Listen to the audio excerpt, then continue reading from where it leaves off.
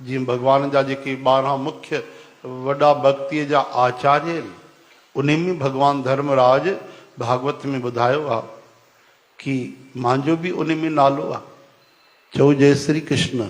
लेकिन जेके पापी ईंदा आहिनि उन्हनि जे लाइ सौम्य मिठो स्वरूप न, उन्हनि जे लाइ यमराज जो ख़तरनाक स्वरूप।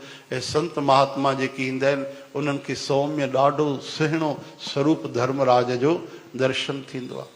ब्रह्मा जी, शिव जी, नारद जी, सनकादि जी, सनक सनंदन, सनातन सनत कुमार, भगवान कपिल जी, सुखदेव जी, जनक जी, प्रहलाद जी, बलि जी, भीष्म पितामह, मनु जी महाराज, और चवनि था अयम यानी मां धर्मराज। ये 12 भक्तीअ जा जेके तत्व सां सम्झंदा आहियूं, पूरो पूरो तो कोई न सम्झी सघंदो, पूरी पूरी महिमा तो भगवान भी नथा चई सघनि खुद, लेकिन जेको तत्व सां भगवान जी करुणा कृपा नाम जी महिमा सम्झंदा आहियूं, उहे असां 12 ॼणा आहियूं जेके हरि नाम जी महिमा सम्झंदा आहियूं।